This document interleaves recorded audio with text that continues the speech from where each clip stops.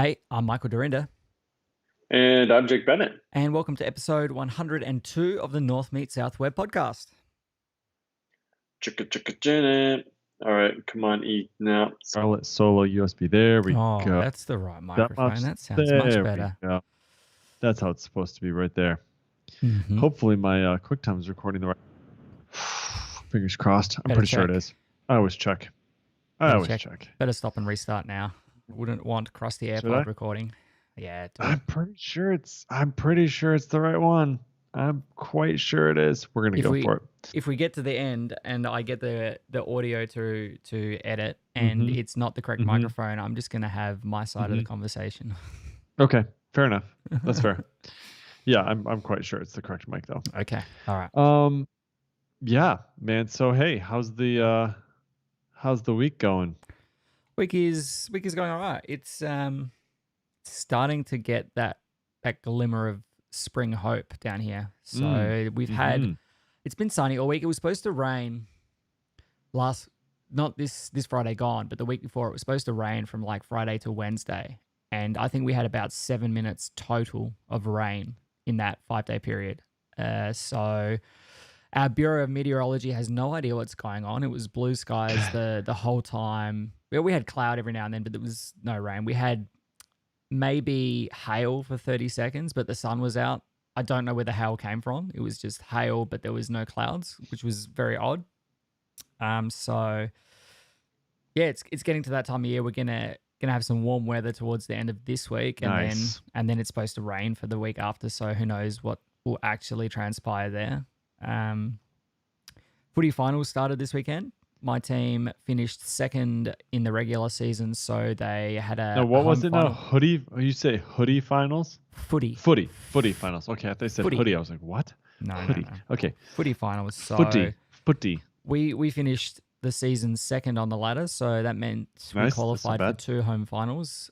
And Okay. with So you're gonna go? coronavirus, well, I went. Yeah, on Friday night I went, and Nice. we won our game quite convincingly, which was good. So That's awesome. I try not to get our hopes up with our team because we seem to play when it doesn't matter as much, and then when the chips are down, we kind of historically, especially for the last few years, it's kind of fallen apart when it's mattered No, most. So I'm interested for the people who are listening to this, like myself, who don't know exactly what footy is. Now, I've seen videos. I went online and I Mhm. watched videos of footy being played, and it's Australian rules football is Yeah. what you guys. It's footy for short, just like everything is for short in Correct. Australia. You have a short name for everything. Mhm. But footy. So it's sort of like I'm trying to remember how sort of like what the rules are. So is it like your rugby-ish? It's like your American football, but for men. So we don't actually wear any padding or anything like that. Oh my gosh. We're grown up But men. for men. It's a different kind of game. So there's two teams of 18 on the field. Okay. You have to kick goals to win. So there's no touchdowns or throwing. You can't throw the ball. Okay. You can hand pass. So you can. All right. So you can hand off the ball. Correct. So you can hold the ball in your hand. So it's not like soccer where you can't touch the ball. We've got it's like an oval shaped football, kind of like the American football. It's slightly less pointy. It's more rounded at the ends than what yours is. Like a rugby ball almost? Yeah, I think so. It's probably a bit smaller maybe than a rugby ball, but Okay. yeah, it's certainly an entertaining game to watch. And so now, like, walk me through, like, when the game starts, do they Mhm. kick off? Like, what does that happen? Yep. How does it start? At the start of the game and after every major score, so after every goal is kicked, and at the Sure. start of each of the 4 quarters, they have a bounce in the middle. So the umpire you've got basically a 6-6-6 formation. So there's Like a toss-up? Okay. 6 players from each team in the forward 50-meter arc. There's 6 players from each team in the middle of the ground, and there's 6 players at the forward end of the ground for each team. And so there's a bounce from the umpire. They will like literally bounce the ball on the ground up into the air. The 2 ruckmen will come and bash into each other and tap the ball, try and get it to their own team, obviously, and then you go forward to score. And now you can run with the ball. You can run with the ball. You can pass the ball off by hand. You can run 15 can meters say with the again? ball. You can run Okay. 15 meters with the ball, and then you must bounce it. If you don't bounce it, then it's basically a travel. So you, Oh, and then okay. it's So a you have to penalty how the heck do you bounce a ball that's that shape? with great skill. And doing it at pace and things like you can like tap it on the ground. You don't have to bounce it, but bouncing is generally how you do it. Unless it's wet. If it's wet, you kind of tend to just put it, place it on the ground because it could go Okay. anywhere when it's wet. Um, And then the and whole time everybody's just trying to destroy you, right? So yes, yep, you're trying to, and then so you just want to get close enough to the goal where you can kick a like field goal style goal, right? That's correct. it's up in the air. It's not on the Yep. ground. It's not like a soccer goal. It's like upright. It's like you have Correct. in American football. Correct. So in American football, you'd place the ball on the ground and then you'd kick it off the ground while everyone's standing around Sure. and watching. Whereas Yep. in Aussie rules football, you would try and kick it while you've got 2, 3, 4 guys all trying to dive on you at the same time and tackle you to the ground, dispossess you of the ball. And so your teammates can block and everything. Like you can, Yep. they can block for you and try. Okay. Yep. But it's And then there's like some weird like kickoff thing, isn't there too? Where like then they throw them up in the air or something to get the ball, or no? Is that a thing? If there's a stoppage in play, then they will have like a ball up in the middle of the ground where, similar to the center bounce, the umpire will come and they'll throw the ball in the air, and then it's basically a reset and play. So that happens anytime that there's a tackle. If someone tackles you legally and you have not had opportunity to get rid of the ball, for example. So if someone tackles you, if you were You didn't kick the ball, you couldn't pass it off. Correct. And you're tackled to the ground while you still are possessing the ball. Okay. Correct. So whenever there's a stoppage, they'll do that. If the ball goes out of bounds, then the umpire will throw it in. So there's, I think, 4 boundary umpires and 3 field umpires in footy. So one of the boundary umpires will throw the ball in and then restart there. But this is helpful. This is enough to get started, I think, watching some footy for me. And okay, very interesting. Thank you for the tutorial. The other sport I'm interested in, and I got to watch some of this. I've gotten watched some of this a couple times. There's a flag football league that my son plays in, which he scored a touchdown today. Woohoo! Go Graham! Excellent, go Graham. Yep, way to go, buddy.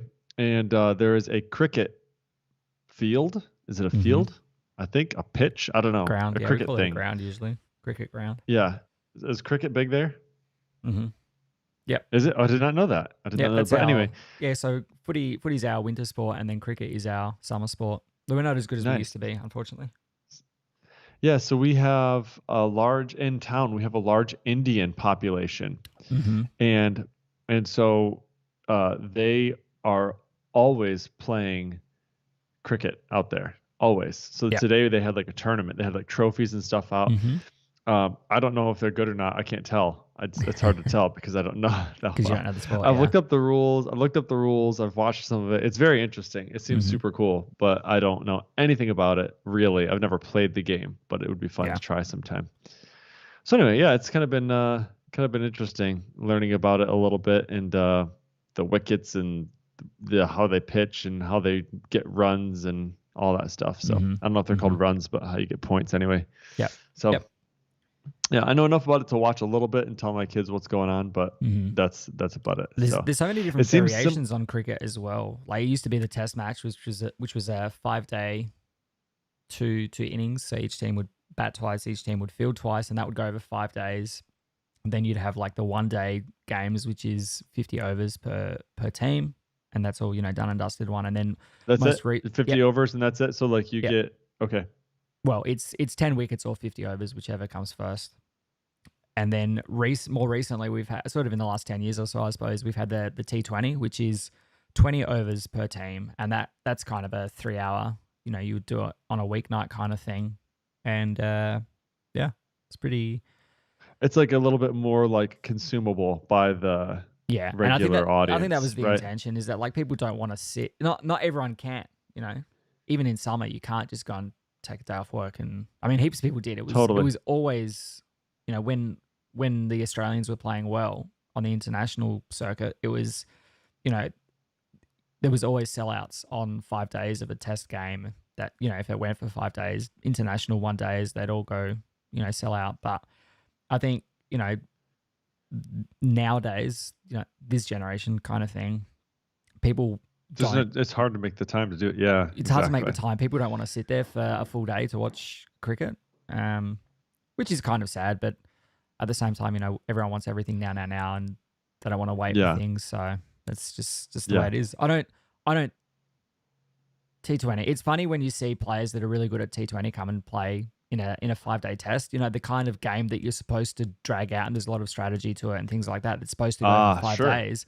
and they come out, but they're playing it like it's T20, so they'll come out and just, you know, try and slug every ball. So a lot of 5-day tests don't actually go for 5 days now, because, you know, people are going out there and taking a wild swing very early on, and you know, you're giving up wickets a lot earlier than what you would have, you know, 15, 20 years ago. Then if you were playing a little more defensively. Correct, yeah. And it's usually about that, you know, try and make it last as long as you can, try and keep the other team from batting, try and score as many runs as you can over as long a period of time, so that you've got a better opportunity to bowl them out, kind of thing. So the strategy's kind of lost, I think, now. Like, let's make it, let's literally drag it out as long as we can. That's funny. Yeah. I don't know if I would enjoy a game like that, but yeah, I mean, you wouldn't necessarily go to all 5 days. You would sort of drop in, drop out. If you were watching on TV, you'd watch a bit here and there. If you were at the game, you'd go to maybe days 1 and 3 or whatever. But yeah, I have a hard enough time watching a baseball game, much less a 5-day cricket match. I mean, it's part of the Australian culture, right? You go to the cricket and you sit in the sun and you drink all day and get plastered, and you know, sun and alcohol mix really well together. So yeah, that's funny. One other random bit is that did you see Jack McDade caught that massive giant fish? Yeah, I saw that. Tarpon. It was a tarpon. I think it was something like that. Yeah, crazy huge. Yeah. So the only reason I know it was a tarpon is because, first of all, he said it was a tarpon, but I remember it was a tarpon because down by where he lives in Florida, we used to go, or one time we went down to the Florida Keys, and there's this place called Robbie's, and it's right in the Keys there, and you can stop and they'll sell you a bucket of little bait fish, and you can go and you take the bait fish and you just grab one and you put your hand off the end of the dock, and there's just tarpons swimming around at the end of this dock. I mean, they're like as big as the one that you saw. They're like 6 feet, you know, they're huge. They're huge fish. And you can just hang your hand over the edge of the dock, and they'll come up and just grab your hand. It's you can like lift them up out of the water practically. It's wild. It is wild. But they don't have like teeth. They have more like, it feels like sandpaper. It's like something clamped onto your hand, and it was like sandpaper or whatever, and then it ripped off your hand. It's sort of like, that's what it feels like. So you get like little scrapes and stuff, but it's pretty cool. I remember doing that one time, so that was a good time. But that was pretty cool. So we actually had a little fishing father-son tournament today, just some buddies, and went out to a lake and caught some bass, and tomorrow we're having a fish fry. So nice. It's gonna be a good time. Caught like over 100 fish. Well, I think over 100 fish, probably little ones to big ones. It was pretty cool. So yeah, man. So kind of trying to end out the summer right now. The kids are back in school and all that stuff. Just trying to get all the fun stuff we can in for the rest of the year here. One of the guys caught a 5-pound bass, which is huge. I've never seen a bass that big come out of a pond before. It was massive. But with those ones, you don't want to keep them. Yeah, you don't want to keep them. And like those ones, you got to throw back because they're too big. They're too big to eat. It's like you can't kill something like that and eat it. Like the smaller guys go for it, but like the big guys like that, you got to leave them. So anyway, I wasn't lucky enough to catch any of those. I caught all the baby ones for everybody. You know, I got the little kid-size fillets that we'll have tomorrow. So it should be good times. Nice. But yeah, man. So I've got a new developer that started. At work, Jimmy Eldape is his name. Really good dude, California guy. He was in town last week. Not this week. Last week he was in town for his first week, and so this was his first real week of work. So onboarding a new dev. It's been a while since I've done that, so that was cool. It's been really, getting a hold of things, getting a hang of things, and one of the things he's been working on is switching over all of our tests from Travis, which has been great, over to GitHub Actions. Yep. And it's been pretty enlightening how much faster they run on GitHub Actions than they ever ran on Travis. And I love too that like with Travis, I think the plan we only had like one concurrent run. We could only like run one test at a time. With GitHub Actions, I think you have like 50 or something like that. And so it's great because I can say kick off PHP 7.4 tests, kick off PHP 8 tests, and kick off my Dusk tests separately, like all run at the same time. Yeah. Which makes a massive difference because right now we're getting ready to move all of our stuff to 8. And so it's really nice that that you can run those tests separately. And like before, I never really wanted to do that because it would take so long to run those tests. Yeah. And then the other thing he did is he put badges on the READMEs so that we can see when everything's ready to go to 8. Like we'll just, when everything's ready, it'll just turn green. And then we're like, sweet, we can push it to 8 now. Yeah, it's amazing how much more willing you are to number one, write more tests, but to also then run them more frequently, especially when you don't have to wait an eternity for them to run. And, and especially when in Laravel 8 now with the ability to run parallel tests as well, that speeds things up a lot as well. I forgot about that. So, well, honestly, like most of our tests run in like 12 seconds anyway, so not really. But I'm wondering if what sort of advantage I would get if I ran them in parallel like that. Probably, it wouldn't be nothing. It would certainly be something.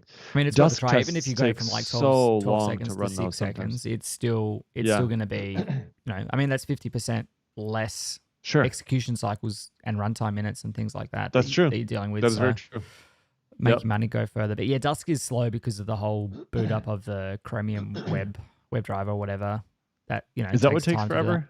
Yeah, I'm pretty sure. And it's got to do all the step through. It has to wait. Anytime it's waiting for something to appear on the page to click on and things like that, there's all those pauses there. So yeah, I did try. I was talking to you guys, during the week on Telegram around maybe setting up Dusk in order to run some sort of end-to-end tests around Laravel Spark, which I gave up on in the end because there's not really any way to hook into, as far as I could tell, the specifics parts of the Spark interface that I needed to be able to click on. Okay. So I got down the path of setting it up, scaffolding out everything, and actually running them, but there's no identifiers or anything in order to be able to say like I want to select the pro plan or the solo plan or whatever.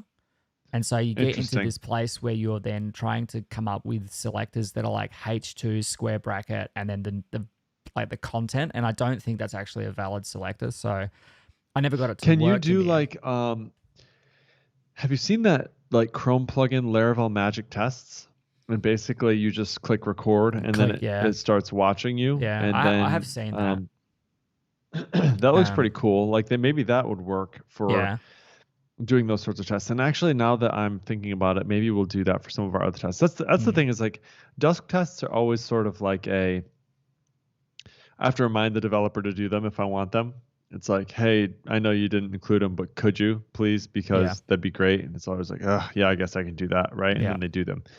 But it's not easy to do, which is the problem, right? And I say that, I mean, it's so much easier now than it ever has been in the past, but it's still not crazy easy to do, right? Yeah.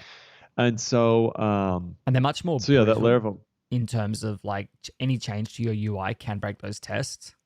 Sure. And that's where it kind of gets tricky because your tests you shouldn't change them when you change your app code, but if you're changing your UI, then it's much more likely that those tests will break and need to be changed. And I know that Dusk has like you can have the Dusk attributes and things like that so that you can target those in your testing and things like that. So that's certainly there. But if you don't control the UI, like we don't control Laravel Spark, so we can't really add that stuff. I suppose you could submit a PR to Spark and say, hey, add these things in there. But sorry, I've got a fly up in my I've got one here too. He's just like chilling right now on my Scarlet. My Scarlet little preamp here. He's just like, hey, I dare you to do something. Go ahead. Dare you. So I abandoned that in the end and then just wound up doing the test based on manual tests. Well, not the manual test. Like I kind of just assumed that the Laravel stuff's going to work, the Spark stuff is going to work. Yeah. But I did go and test the application functionality that relies on that specific behavior. So the one thing that I kind of wanted to test was making sure that if you are, so this was for then Ping Me, this was making sure that if you are on the middle tier plan, which gives you 3 projects, and you try and change to the solo plan, which only gives you one project, but you're using two of project, those yep. 3 already, that you can't Yeah. change down plan because we don't know. Like, we can't decide for you which plan you no longer have, which project you'll no longer be able to see or have access to or Correct. anything like that. It's up to you to go and Right. change that. So I wanted to test that if you try to select that solo plan, which Spark will still let you do. It'll still let you choose the plan, and then it does the validation Exactly. after. So Okay. So does it let you select the plan and then change it, and then it sends you a request like, hey, by the way, they're changing it, and then it validates, or does it no, validate it before it changes it? it validates it before changing it. So there's the ability to Gotcha. set eligibility criteria with Spark. So Okay. you can, so That makes those sense. checks are there. So when you hit subscribe or change plan or whatever to Yep. go down, it will check that you don't breach that There you go. criteria, and it'll throw an error that, and you can configure what that message is that says, you are using more projects than this Yeah. plan allows, go and sort it out. Yeah. So, I kind of know that it works, and the rest of the application will check, it won't let you do anything in terms of creating a new project or whatever. But if you have 2 projects and then you change down, it'll still have 2 projects there. So, you want to make sure that if someone is using something that they're, that if we say you can have one project, that you're not kind of gaming that and trying to change down, get 2 and then change down a plan, and you still got access to those 2. So you need to make sure that you can't make that change. So I think in the end, what I settled on trying and haven't actually tried yet was to test the eligibility criteria directly. So in your Spark service provider, you can do like Spark : eligibility criteria or something, and set up a closure that will run the validation for you. So I think what I'll do is I'll just run the test basically mimicking what's in Spark just to make sure that, like, if you're on this plan and you try and change to that plan with that, that configuration, it doesn't let you do it. Sure. Yeah, And I mean, like, you could it's just make a little test on the. You could make like a little class that just tests it for you, and then just test the class and then throw it in there. Correct. Yeah, just testing that very specific behavior. And obviously then it becomes a little bit flaky, because if they ever change anything in Spark around how that works, then you've got to change the test. But at least you have the assurance there in the test that it is going to behave itself. So you could literally probably just I mean, if you wrote like a eligibility checker or something like that class, right? Yeah. And then it was like upgrade or downgrade or whatever, and it had the name of the class, or maybe accepted some enum value or whatever. Yeah.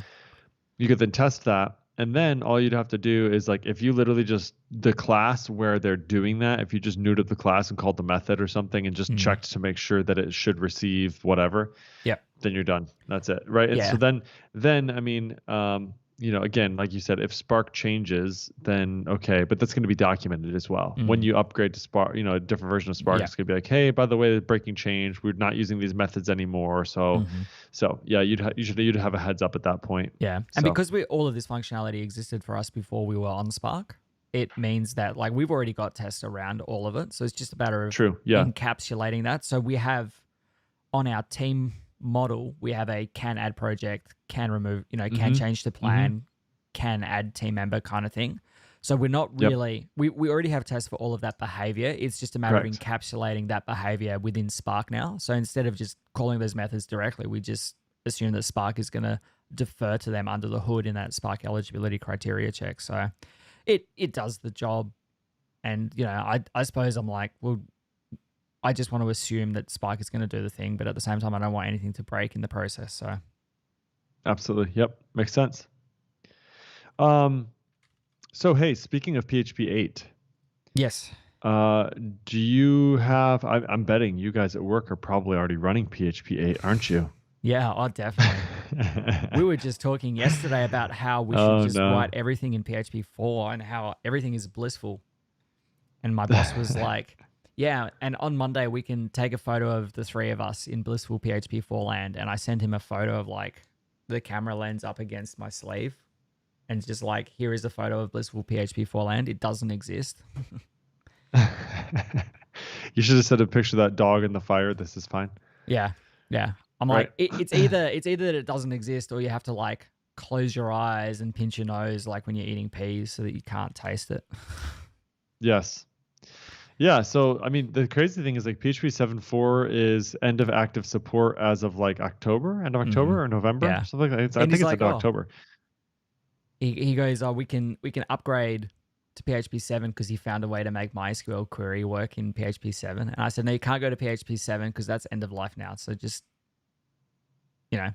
And I've been going in like a good Boy Scout, and it's like add this feature, and then in the process of adding this feature, I have also gone and like replaced all of the MySQL queries with our PDO MySQLi or stuff, and something. yeah. Sure, So I've just been rewriting everything as I go along because I'm like, I'm not about it's got to happen eventually. Yeah, exactly. I'm not about prolonging the inevitable. They I mean they've been at this for 12 years. It's been long enough. Like and I keep saying to them, you can't keep piling on technical debt because you'll never. I said it's time to start digging up, kind of thing. So there's been a lot of I don't have Laravel or anything like that, but I've been borrowing Laravel concepts. So I had to. Yes. We basically have one code interesting. base. We have one code base that is deployed to 4 different instances. So 4 different domains, let's say.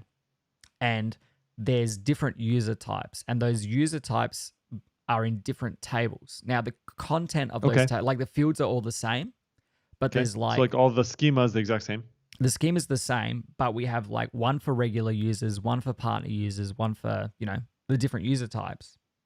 And it was like, we need to add support for a different user type. Just go and add another if statement in there. I'm like, hell no. I'm not adding, because it's adding another if statement, but like every time we need to check and change, like, is it this is it this instance of the thing? Do this thing. And so it's like across 50 different files, 30 checks, and I'm like, hell no. So I put on my little solid hat, and I went out there and I put on so our authentication was basically add a guard. So we now have a guard that takes credentials, and then based on the thing, it'll go and do a factory lookup, say like, go and find me the correct guard class for this environment.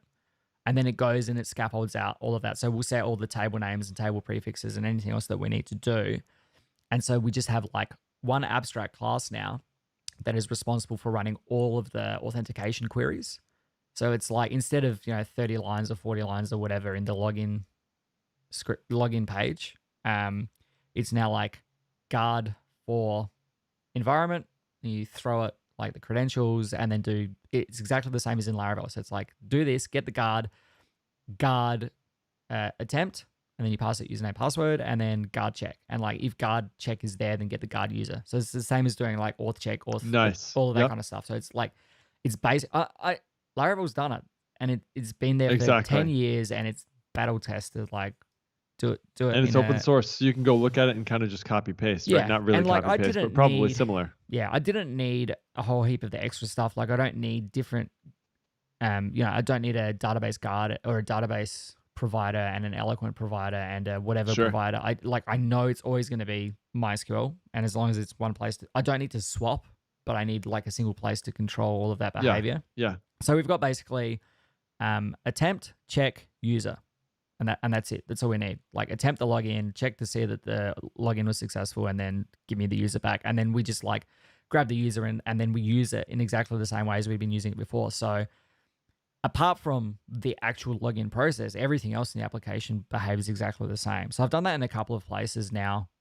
For two-factor authentication was the other one where we had to add in support for a new instance type. And it was just, do this, spin it out, and then anytime we need to access all of that stuff, like, it's in one place. So it's just getting rid of all of these conditional blocks that you'd have to append to every time, there's a new piece of functionality or there's a new environment that we need to work in. It's like, just give me the instance of the two-factor authenticator and then call the methods on that, and it handles all of that stuff for us. And that was a harrowing experience because there are no tests. So it was like, add this functionality in a backwards compatible way. Yeah, there's just nothing. Container. Mm-hmm. So it was add all of this functionality in a backwards compatible fashion, making sure it continues to work in the previous 3 plus the 4th new environment without having the assurance of the test, and it's like, just write it properly the first time. And I'm like, no, it's not. It's a 12-year-old legacy code base. Like, if you'd written it properly the first time, we wouldn't be having this conversation. So Now, do you guys have at least like Composer? Do you have like package? I can't even No, install you don't have. Composer on PHP 5.4. I don't. I think we're See, missing. that's the other thing There's I was some saying. extension So that like we're missing. it's so because like that. So that's the problem then too. And this, I mean, I say problem. What I mean is like you can't pull in packages. So what you end up having to do, I was gonna say like, is this a problem with any of the packages you're pulling in that they're not compatible with your version of PHP? But you're like, well, we can't pull in packages. So you basically just have to rewrite them yourself. Like if you want to use a package, you basically have to go in and say, okay, how are they doing this? And then how can I do that same thing in PHP? What version are you in? 5, 5.4, 5.2? 5.4, yeah. 5.4? Yep. Yeah, and that's the other thing is so like, and like making things work in PHP 5.4, because obviously everything now is at least, typically speaking, it's at least PHP 7. So there's a lot of stuff like square bracket array syntax doesn't exist for oh no. No. Okay, so yeah, here's the other thing. My development server is PHP 5.4, but some of our application servers are still, for legacy reasons, running 5.3. So I have to use like full array, open paren, close paren. I can't use square brackets, which was introduced in 5.4. So there's little things like that. If you call like db fetch or pdo fetch, and that returns a single row, in PHP 7, you can do like db fetch, close paren, square bracket, and then reference a field from that, because you can reference the array directly on the function call. Sure, right, yep. Which works in PHP 5.4, but it doesn't work in PHP 5.3. And it was not until that was deployed to that one application server that happened to still be running 5.3 that we realized, we're like, whoops. So now it's like... So now what's the story with error reporting? Because you can't install a library that handles your error reporting. Do you have error reporting? No. Yeah, it's called a white screen. Yep. If you get a white screen, there's an error. Hey, if you don't see it, it didn't happen, right? Errors, you don't see anything, that's right. PHP INI errors off, something, whatever. Yeah. It's always kind of scary when I turn error, display errors on. Oh yeah, right. Because you get a ton of them, right? It's like notices and warnings and all of that kind of stuff. But on the development server, like they just got it all turned off, which is not PSA. If you're in a development server, you want it to be as strict as possible. You want as many errors as possible. Laravel and anything modern, of course, will do this. But yeah, this every now and then, like something just doesn't work. And I'm like, why is it not working? I gotta go and find like where's the commented out like any set display errors on, because like it's in every file that you can turn it on and off, but it's like by default it's off. Yeah. So you go and turn it on, and it's just like here's like a wall of like notices which don't stop the execution, but then you've got like your actual fatal terminating error at the bottom there. So it's like so you see this wall of notices, and it's like it's trivial things like accessing accessing an array key on a null, because they're like do the query and then they immediately for each over it, but they don't check that it is actually an array. Yep. And so a lot of that, a lot of that stuff has been fixed just by like either initializing the arrays, so it is always an array, or putting an isset in there to make sure that like the array key exists and things like that. So you never, because even in Laravel, you can still attempt to iterate over a null, because sometimes if you do a DB lookup and it returns null, you'll try and iterate over that and it'll spit at you. So it's just like it happens. Minor inconveniences like that, but at least in Laravel, those things kind of get caught very early on, because you get the stack trace and you get the ignition error and all that kind of stuff. Yeah. So.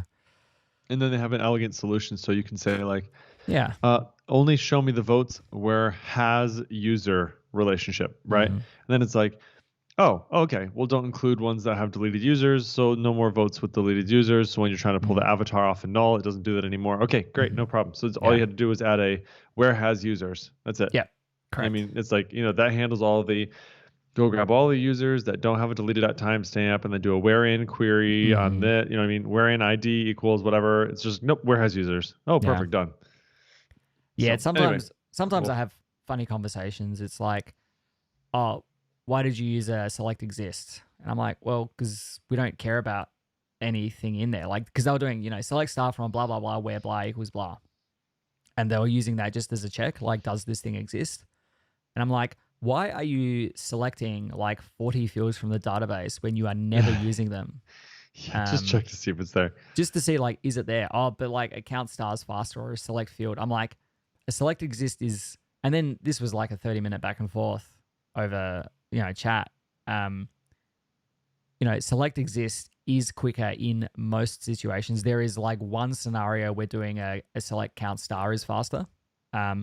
Really? But Weird. yeah, but I said, generally speaking, a select exists will basically find the first matching record for your condition, and then it'll stop. Yep. And it'll return true. Yep. So if nothing else, it's going to save memory. Correct. Yeah. Whereas like sometimes we're iterating over tables that have got millions of records in them. So an exist is going to be a smarter solution in most scenarios. So, do a select exist, get the result back, and you don't care. You don't need the field. You don't want to know, is the field there or is the field like not zero? You just want to know, does a record exist in the database for this condition? Yeah. And if it does, then do something. Otherwise, throw it out.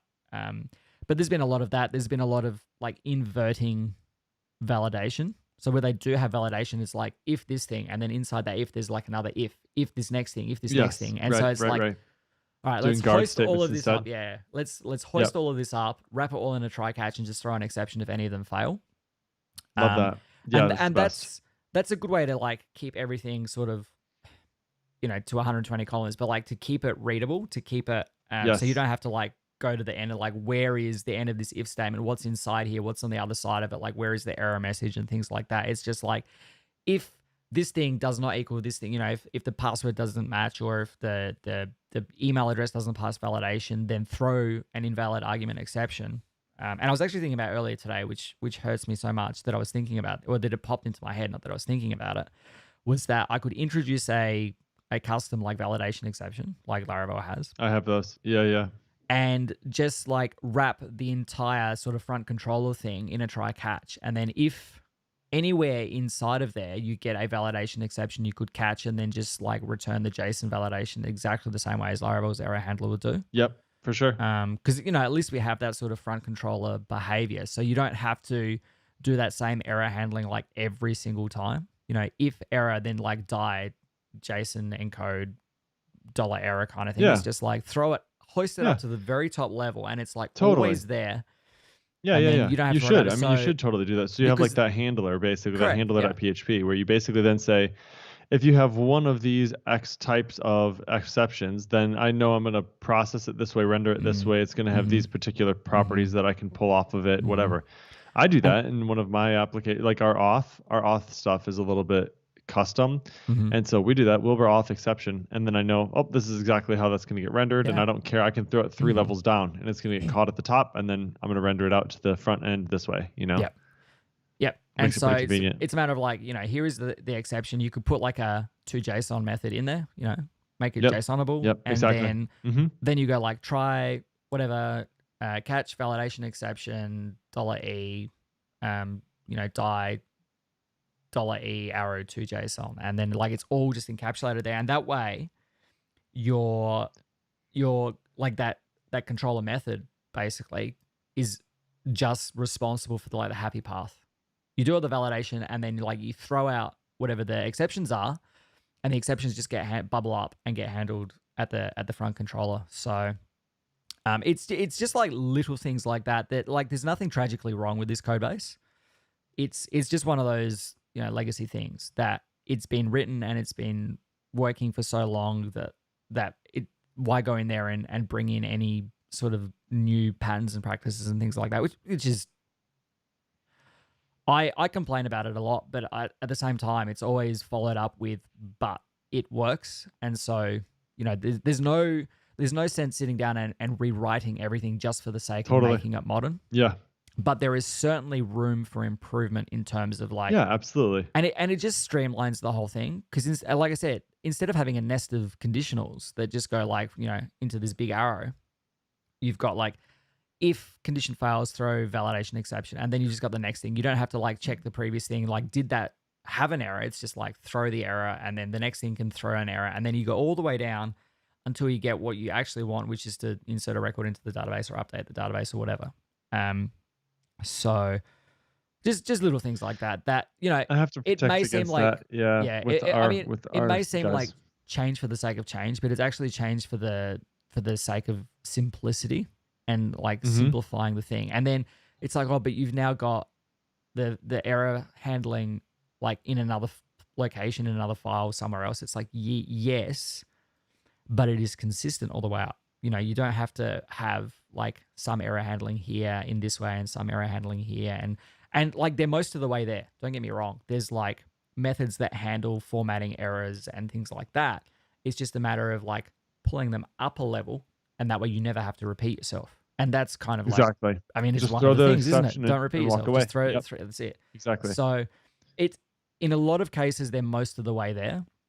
It's just a matter of like thinking from a different level. And this is like the benefit of coming into a code base, of having someone come into a code base rather than someone that has been building that code base for a long time, is that you don't necessarily see the forest for the trees kind of thing.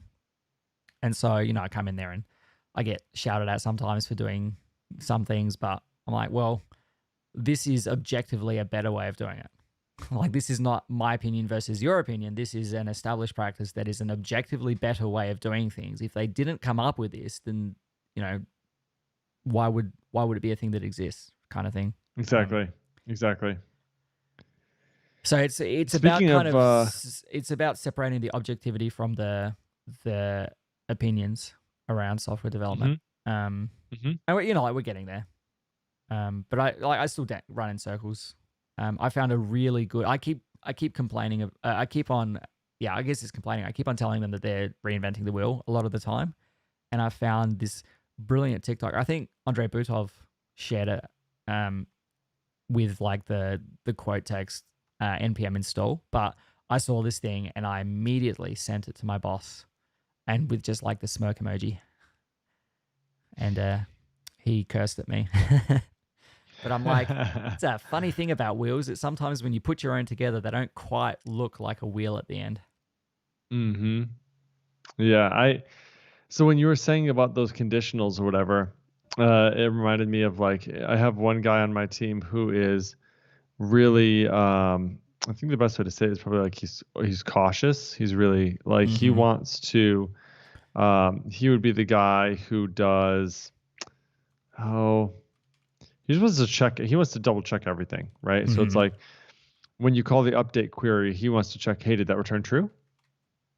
You know what I mean? Like, did that update query return true? Because if it didn't return true, then I need to try something else. And it's like, I need to capture an exception. I need to let somebody know. If that update didn't run, then it's and like, the update well, is tricky because the update will return false if you didn't update anything, but that doesn't necessarily mean that it errored. Sure, exactly. And or if it failed to update, it will throw an exception. Like if it could not talk to the database for some reason to not update, it'll throw an exception, right? Hey, can connect to the database. Yeah. And so, you know, he constantly wants to check those things. So it's like I have to. I don't know what like the term for it is. If it's like it's like helicopter parenting, right? Where you're just like kind of like always there to like just manage this just right and just so and whatever. And it's like you don't have to check everything that could possibly return a Boolean and make sure that it actually returns it. Like you just have to, you know, if it's a good piece of code, probably it's going to throw an exception rather than returning false, right? Now, the exception to that rule is like fly system. So if you like say storage put and it doesn't write it, it just returns false. It doesn't throw an exception, which is unfortunate because now we have to wrap everything with a like throw unless sort of deal. Did that behavior change in fly system v2? I thought it was going to. But I don't think Laravel is using V2 yet. I think you can. Oh no, I think it came in Laravel 8. I'm sure, or maybe not. I think it's supported in Laravel 8. My camera just stopped working. Oh no. Yep, I saw that. My camera has it is upset at the world. Let's see if I can restart it. I got access to the it's called Detail. Okay. It's like EpoCam, where you can like hook up your iPhone and use that, but it's just gone away now. Okay, yeah, it looks like according to Dries Vin's fly system, V2 support will come in Laravel 9. Aha. So it's not implemented yet.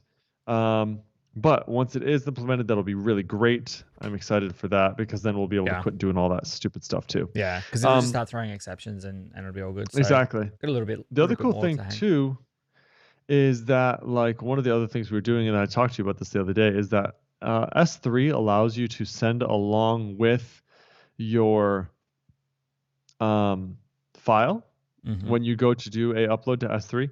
You can send along an MD5. Let's see, it's a 64. What is it called? It's like a 64-bit character encoding. Is that what it is? Like, how do you do that? You know what I'm talking about? Base 64, yeah. Thank you. Base 64 encoding.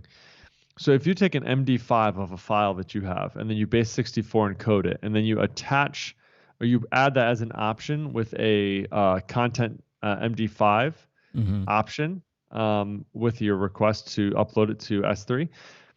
S3 will then take that and it will validate that that it has the same MD5 on its side as the one that you sent. So basically you say, before you send it up, you say content MD5 base 64 encode, send this up with it. And then Amazon gets it. It says, I'm going to place it there for you. And then let me check the hash, make sure, yep, that is the same MD5 back. You're good to go. Yep. Return true. Otherwise it returns false. And so you couldn't previously do that in the Fly System AWS S3 adapter, but you can now. So Frank merged in my pull request, but it's not yet tagged with the release. So you'd have to use like DevMaster. DevMaster, go. Yeah, exactly. So that's interesting too. So like if for some reason you're getting like corrupted uploads or something like that, and Michael, you had said that you had had a problem with that with certain file types, right? Yeah, MP4s or something. Yeah. And I put that down to like the old version of like DropZone or whatever it was that I was using. Sure, maybe that's it. Yeah. Yeah, the newer stuff worked, and it like changed browser to browser depending on how they were setting MIME types and things like that. So it was just fixed by upgrading to something that's not DropZone basically, or a newer version of it at least. FilePond seems to work fine. It's much better. FilePond, oh yeah, that's what we use too. I love FilePond. It works great. Okay, so one other thing I had on my list, I actually had two, but the Fly System I already talked about. So SAML, you guys use SAML at all? You said two-factor authentication. Yeah, we're just doing. Do you ever implement SAML stuff? Nothing third party. It's just like we'll generate the QR code. We'll set a value in the database. Like you guys do all that yourself? Yeah, we've got a library that there is a library that they copy pasted from somewhere on the internet into a libs folder and probably SourceForge. Yeah, I did see something. SourceForge? I did see. Yeah, I did. I did see something in our code base that was like copy pasted from a blog post. So. Hey man, it happens. Yeah.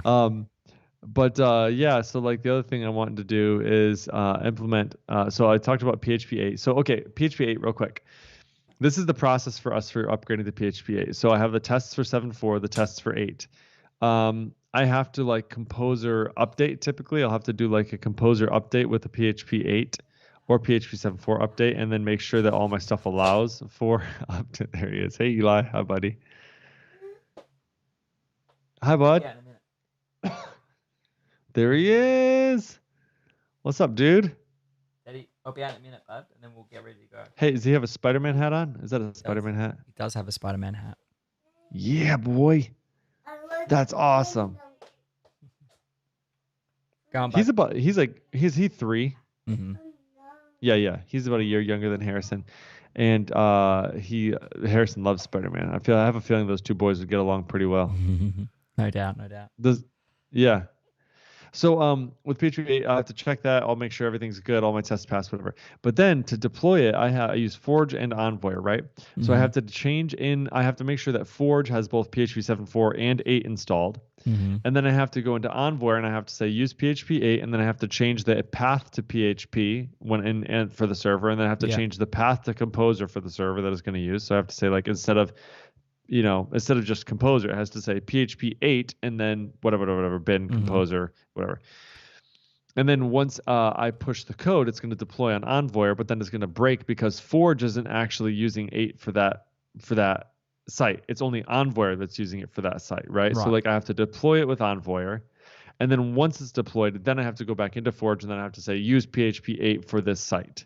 So it's sort of like a process. I don't really know if there's a better way to do that other than to say, I'm going to spin up a brand new server that's got PHP 8 by default. I'm going to run the site on both of those servers, and then I'm just going to switch the DNS. We've done that before too. But it's sort of a pain in the butt. Yeah. It's not too bad. It's just not super great. Forge has environment variables that you can use in your deploy scripts. So instead of like hard coding PHP version, you can do $forge PHP, Forge underscore PHP, and that'll get the correct binary. And Forge Composer the same.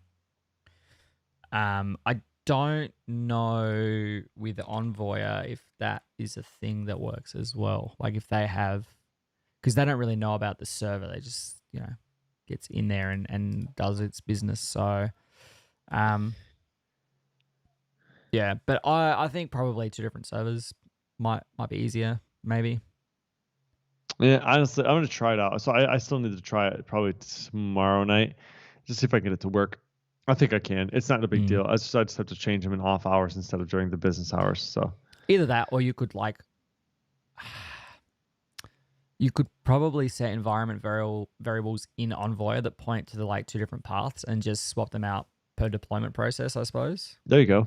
Yeah. And kind of do that. I wonder if that's something you could yell at James about and say, hey, is there some way to get Envoy to listen to what I'm using for Forge or something? Well, yeah, Envoy to at least understand what the environment variables are.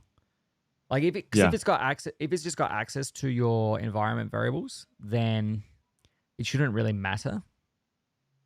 Like as long as the environment variables are available to the Forge to the Envoy user, which depending on how it's set up, it may do.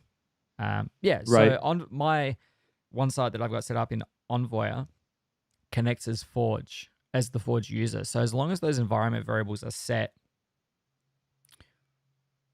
The problem is you can't change, like if you go to the deployment script, like how it does, right? It's like download repo, and then the next step is composer install, right?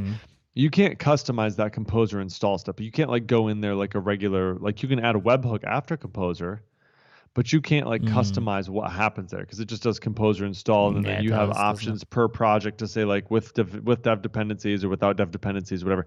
So the only way you can really change what it's doing there is on the server itself that's hooked up with that project. If you click edit server, it'll have the options for PHP path, composer path, whatever, and what PHP version you're using. So you have to change it in there. Yeah. And I don't think, you'd have to then put in there environment variables or something. Well, you could add a deployment hook before the install composer dependencies and set environment variables there. Yes, you could. And you could do that. Although I don't know if you can do that per server. No, you do it that'd be per site. Yeah. It's not too big of a deal though, really. Yeah. Yeah, so that's kind of what they're saying is you need to be able to do it per server because each server could be having a different environment or different. Yeah. Yeah. So it depends on which is why that's how they have it set up right now, right? Is you can do it per server, but you just have to do it in the server config. Right. If you haven't got it's not too big of a deal. If you haven't got it figured out, maybe hit me up and see if we can figure it out together. And if not, we could probably just ask James if it's possible to do that. Because I'd say it's not an uncommon thing. Yeah. To obviously to be upgrading, especially now to be upgrading from PHP 7.4 to PHP 8, you'd probably want some way of deploying the same to both versions, or whether it's different sites on the same server. Although different sites on the same server is probably a bit trickier because you can't. I don't think you can. You can't have 2 sites with the same domain, but the same site on different servers is probably the easiest way of doing it, and then deploying. Yeah. That's how we've always done it in the past, but since they've now allowed you to have multiple versions of PHP running on a Forge server and then selecting which version a particular site is running, I figured we'd try it this time because what we've always done before is done exactly what we just said, which is provision a brand new server, PHP 8, and then spin it up and then move stuff over, right? But yeah, we'll see how we go. Should be fine. Anyway. Well, hey, I think it's probably time for you to run. Yeah, let me know how you go. Some kids home. And be interested to see how we go if we can figure that out or if come up with some way of doing it. But I think we should wrap this puppy up. Let's do it. Hey, everybody. Thanks for hanging out. This was episode 102. To find show notes for this episode, you can go to podcast.laravel-news. Just kidding. Not that. Michael's like, wait a second. Really? northmeetsouth.audio/102. Feel free to rate us up in your podcatcher of choice. That would be awesome. 4 stars. Heck, we'll take 4 stars. Really, honestly. Any you don't even number have to of give us 5. stars greater than 3. Any number of stars. There you go. Greater than 3. Leave us a comment or hit us up on Twitter at Michael Dorinda, at Jacob Bennett. That would be awesome. Or at North South Audio. Yeah. All right, folks. Hey, don't forget to check out our friends at WorkVivo as well. Indeed. They're still got a great hanging on there. here. I think they've been hanging out with us for a while, sort of sponsoring the show, and we haven't done them justice, to be honest. We always mention them in our show notes, but we don't always mention them on air. So Joe Lennon has been a staunch supporter of the podcast for a couple of years now. We'll make sure we talk about them next time. So Absolutely. definitely check out workvivo.com. I know that you at Wilbur have looked into them before, so. Indeed, we have, yes. All right, I got to go. These kids are getting out of control. All right, everybody. We'll see you in 2 weeks. Bye all. Bye.